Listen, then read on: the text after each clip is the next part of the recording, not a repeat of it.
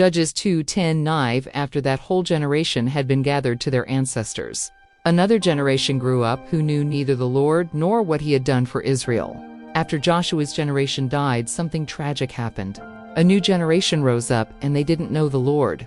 They didn't remember the miracles, the victories, or what God had done.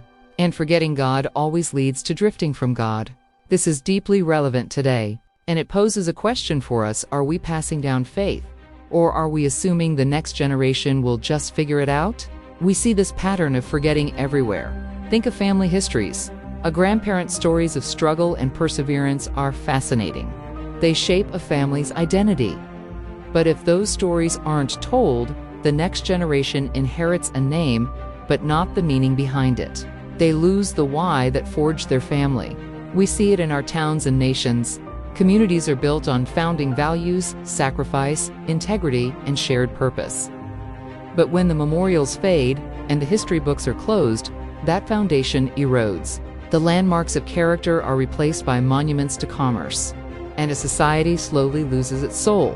It forgets what made it great. We see it on a painfully personal level.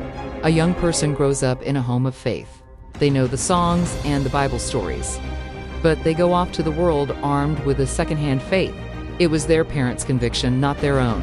When faced with intellectual challenges or the allure of a culture that celebrates self, their faith crumbles because they never truly knew the God their parents talked about.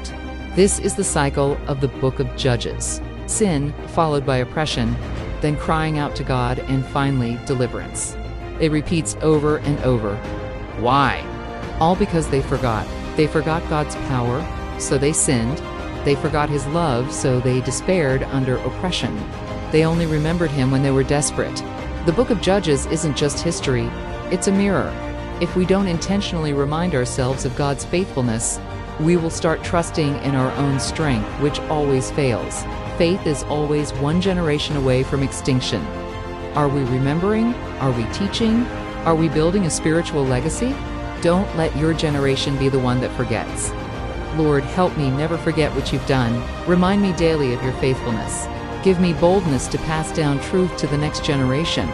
Let my life reflect your goodness so clearly that others can't miss it. Keep my heart anchored in remembrance. In Jesus' name, Amen.